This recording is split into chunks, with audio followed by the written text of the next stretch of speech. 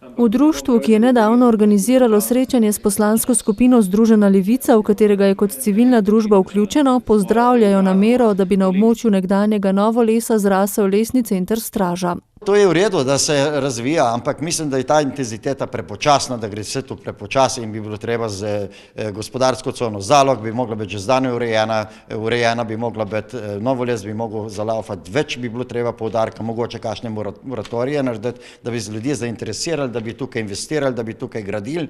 Je pa problem, da ima država in njene banke vse možnosti, da bi na podoben način, kot so nažalost pred leti pomagali menedžerjem, da so prevzemali podjetja, zdaj mogli spoznati to svojo napako in začeti pomagati delavcem, da začnejo prevzemati tisto, kar je od teh podjetij ostalo potem, ko so jih pač razne tajkunske klike oplinile. Poleg gospodarskih v društvu glasno opozarjajo tudi na okoljevarstvene probleme, med katerimi že kar nekaj časa izpostavljajo podjetje Ekosistemi. Najbolj žalostno pa je, da tiste inštitucije kot je inšpekcija ne ukrepajo. Država ne ukrepa. Država je pač taka, kakršna je v tem sistemu, ki pravijo, da je strašansko dober, nam gre pa vsak dan slabše. Inšpekcije so v tej državi po mojem tudi namenoma zelo osiromašene. Med drugim je Mesec izpostavil delavsko inšpekcijo, ki ima trenutno le 80 inšpektorjev, v Sloveniji pa posluje okoli 93.000 podjetij.